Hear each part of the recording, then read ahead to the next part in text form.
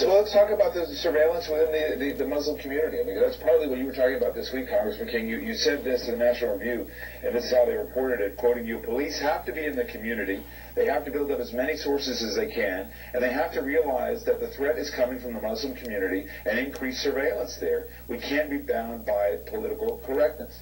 Absolutely.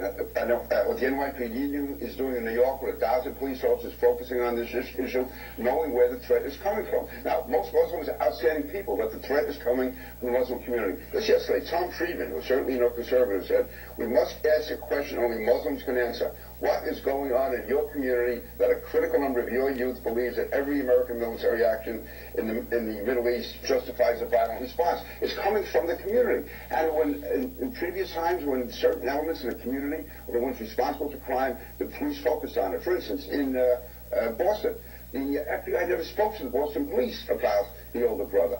And afterwards, there was basically no intelligence files in Boston on these type of people, these people who were inclined to terrorism. The FBI never even got to examining him. Congressman, you're a Muslim. This concerns you on civil libertarian grounds and other areas. Well, I'm an American, and I'm concerned about national safety, public safety, just like everyone is.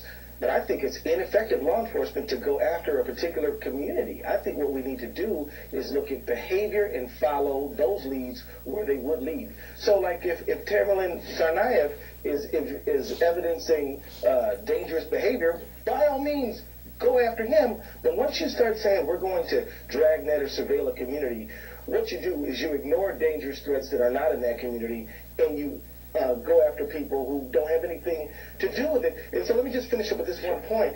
And so this Rising attack, for example, that's an act of terrorism. That doesn't come out of the Muslim community.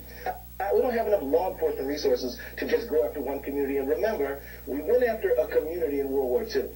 And the Japanese internment is a national stain on our country, and we are still apologizing for it. Someone's talking about internment. We're talking about following the Constitution. What the NYPD is doing, yeah, they have 1,000 cops working on counterterrorism. 16 plots against New York have been stopped. If any of those have gone through, we could have hundreds or thousands of people who are... So,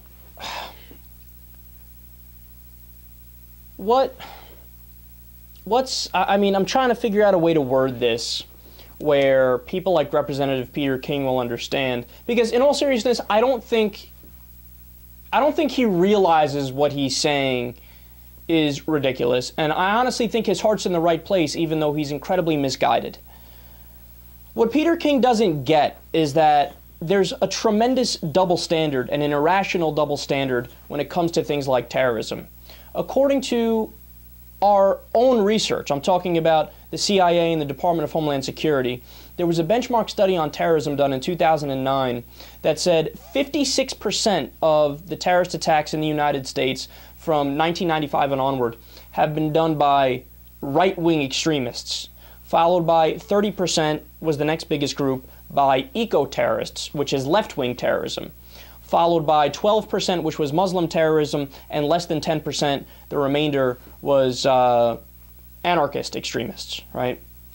So the overwhelming majority and the biggest threat in the United States is right-wing terrorism, followed by left-wing terrorism.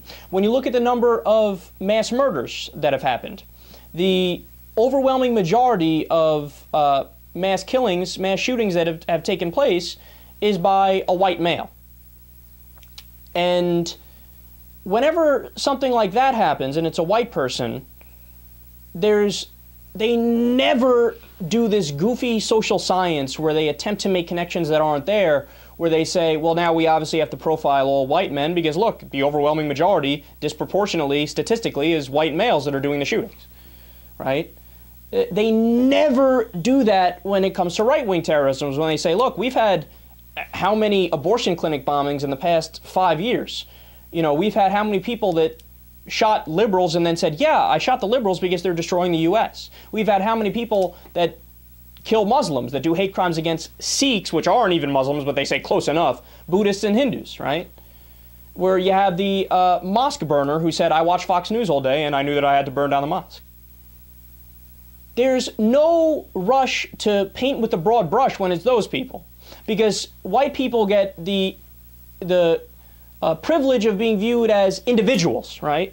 But when it comes to Muslims, the whole aspect of individualism is off the air, and they want to talk in broad generalizations. And they play the guilt by association game. So if you're part of the Muslim community, well then the default position is that you're guilty until you show me that it should be innocent. Which is why Peter King is saying, well, obviously we need to do the increased surveillance on the Muslim community. Now, what's amazing about that is how wrong it is. Because look at how they were able to foil a terrorist plot in Canada recently. How? Because the Canadian police and the Muslim community in Canada have a relationship of mutual respect. So some of the leaders in the Muslim community called up the police themselves and said, look, something fishy's going on here. Here's this guy's name. Look into him. Seriously, right? So when there is a feeling of mutual respect and you don't ostracize them and bug them and treat them as inferior from the jump, then there's payback for that, and you see they're willing to help you and they're on your side, and they care about America and they care about our values.